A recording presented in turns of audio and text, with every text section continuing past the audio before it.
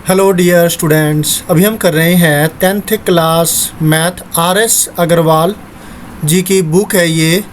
और exercise 1A real numbers का question number 2 अभी हम कर रहे हैं। तो यहाँ क्वेश्चन में क्या है वो ध्यान से समझिए, फिर इसका जो सॉल्यूशन है वो करेंगे। A number when divided by 61 gives 27 as quotient and 32 as remainder. Find the number. हमें नंबर गेट करना है। एक नंबर है जिसको अगर 61 से डिवाइड किया जाए तो वो क्वोशिएंट देता है 27। तो ये क्वोशिएंट हो गया 27 और 32 जो है वो रिमाइंडर देता है। हमें क्या करना है, हमें वो नंबर फाइंड आउट करना है जिसको डिवाइड करे अगर 61 से, क्वोशिएंट दे 27 और रिमाइंडर दे 32। क्लियर हो गया आपको? मतलब क्या हुआ कि जैसे कि यहाँ वो नंबर हम लेट कर लेते हैं। अभी भी मैं ये क्वेश्चन ही समझाने की कोशिश कर रहा हूँ कि वो नंबर मान लिया कि x है। अगर इसको हम 61 से डिवाइड करें तो क्वोशिएंट मिलेगा 27 और जो रिमाइंडर है वो 32 मिलेगा।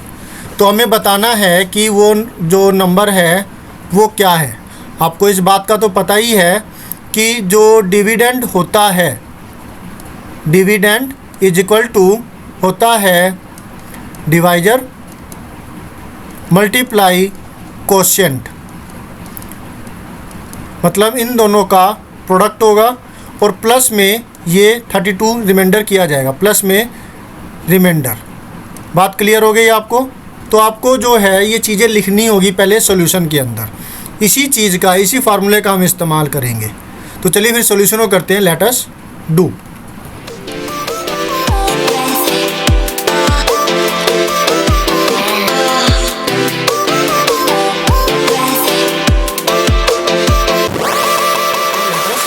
डू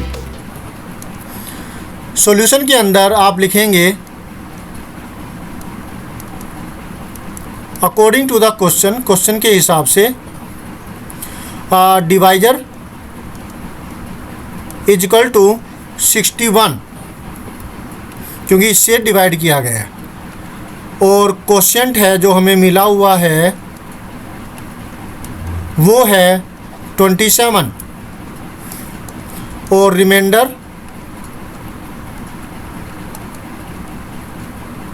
इज इक्वल टू 32 जो कि यहाँ ये दिया हुआ है। ठीक है, तो ये सब लिखने के बाद हम लेट करेंगे। Let dividend is equal to x. हमने एक्स लेट कर लिया। इतना क्लियर हो गया आपको? उसके बाद आपको इस फार्मूले का इस्तेमाल करना है, इस स्ट्रेटजी को अपनाना है। यही चीज़ आप दोबारा से लिखेंगे यहाँ पर।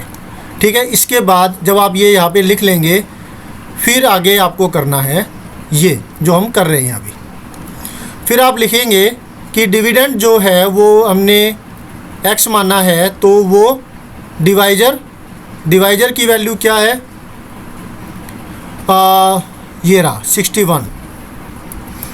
61 मल्टीप्लाई में क्वोशिएंट 27 प्लस में रिमाइंडर जो कि 32 है।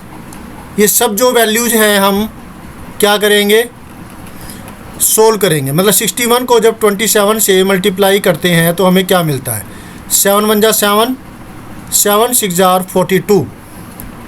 तो 42 का 42 लिख दिया। फिर 2 1 जा 2, 2 6 जार 12, 7 4 6 1 1 6 4 7। ये तो थोड़ा रहा आपका प्रोडक्ट। अब आप प्लस में ये 32 और करना है।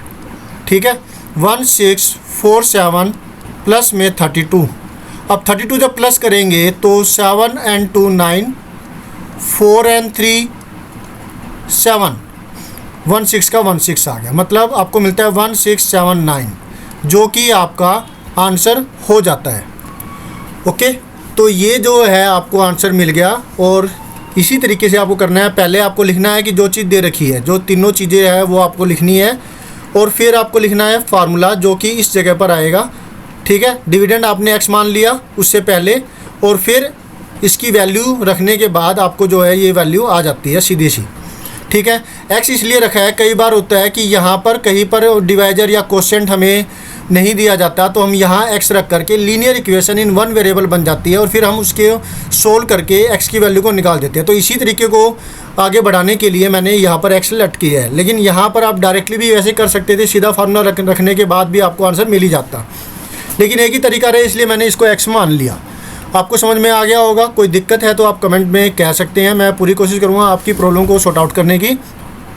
थैंक यू स्टूडेंट्स, मिलते हैं नेक्स्ट वीडियो में जिसमें हम करेंगे question number 3। Always have a great time, bye.